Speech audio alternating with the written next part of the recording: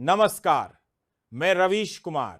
आज फिर एक रिपोर्ट आई है और अफसोस ये है कि उसमें जवाब नहीं है बल्कि सवाल हैं बहुत सारे, और कुछ ऐसे सवाल जो जवाब मांगते हैं मगर उन्हें देने वाला कोई नहीं। एयर इंडिया एक्सप्रेस का वो भयावह हादसा जो कई घरों की दीवारें गिरा गया, उसकी रिपोर्ट अब सामने है।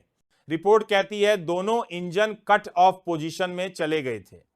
रिकॉर्डिंग में एक पायलट पूछता है, तुमने स्विच बंद किया? जवाब आता है, नहीं, मैंने नहीं किया। अब जरा रुकिए, सोचिए। जब दोनों कह रहे हैं मैंने नहीं किया, तो फिर यह किया किसने, या फिर हुआ कैसे?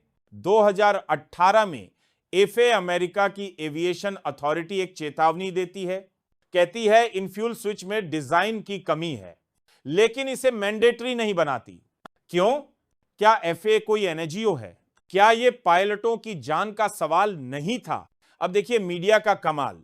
रिपोर्ट कहती है पायलट ने मना किया, लेकिन हेडलाइन बनती है पायलट्स ने खुद इंजन बंद किए। वाह, यही तो पत्रकारिता है, जहां रिपोर्ट से ज्यादा उसकी खबर बनाना आता है। और यह खबर सबसे पहले अमेरिका के मीडिया के पास पहुंचती है। रिपोर्ट भारत की, हादसा भारत में, जांच एजेंसी भारत की, लेकिन कॉपी वॉशिंगटन पोस्ट के पास। क्या यह इत्तेफाक है या फिर सिस्टम का वो हिस्सा जो जवाबदेही से डरता है? दोस्तों, यह कहानी सिर्फ एक हादसे की नहीं है, यह उस सिस्टम की कहानी है जो हर बार मर चुके पायलट्स को दोषी ठहराकर बड़े कॉरपोरेशंस की गर्दन बचा लेता है। क्या आप जानते हैं, इन पायलट्स ने परफ्यूम तक नहीं लगाया था ताकि ब्रेथ एनालाइजर में कोई शक न हो, लेकिन फिर भी उन्हें ही कटघरे में खड़ा किया जा रहा है।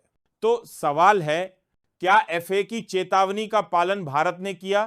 क्या डीजीसीए सो रही थी? क्या एयर इंडिया एक्सप्रेस ने अपने विमान में वो बदलाव किए थे?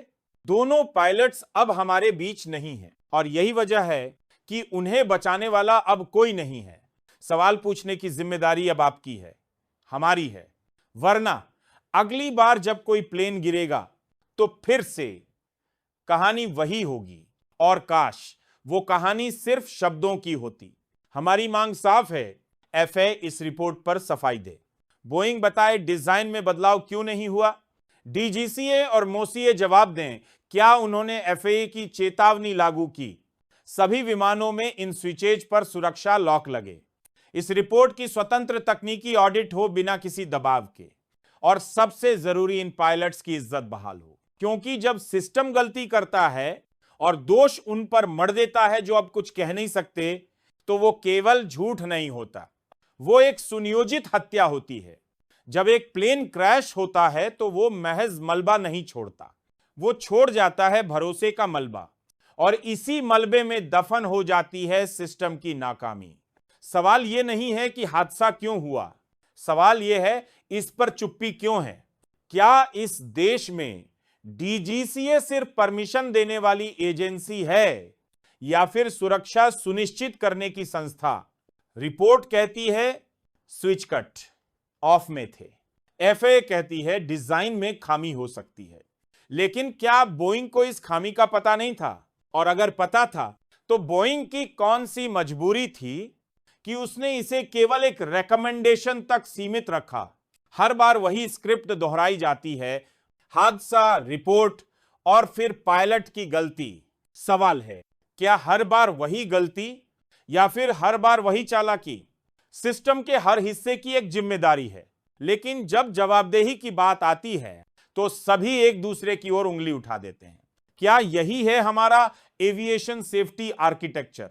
आप जब अगली बार फ्लाइट में बैठेंगे तो जरा आंखें बंद कर सोचिए, क्या आपके जहाज में वो सुरक्षा लॉक लगा है जो एफए ने 6 साल पहले सुझाया था, या फिर वो सिर्फ एक पीडीएफ में दफन है? हमारे माननीय मंत्री जी जो हर हफ्ते नए टर्मिनल का उद्घाटन करते हैं, क्या उन्हें यह मालूम है कि तकनीक के नाम पर किस तरह एक मौत छुपाई जा रही है?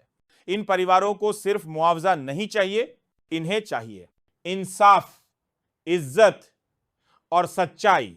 क्योंकि एक पायलट जब उड़ता है वो आपके टिकट का भार नहीं उठाता, वो आपके विश्वास की जिम्मेदारी लेता है। अब सिर्फ मांग नहीं उठेगी, अब दस्तक होगी। हम आरटी डालेंगे, हम संसद के सवालों को ट्रैक करेंगे, हम एयर इंडिया से जवाब मांगेंगे और हम एफए और बोइंग को भी याद दिलाएंगे कि आपकी सिफारिशें ऑप्शनल नहीं होती जब किसी की जान उस पर टिकी हो। दोस्तों, हादसे होते हैं, लेकिन जब सिस्टम उन्हें होने देता है तो वो हादसे नहीं रहते, वो अपराध बन जाते हैं।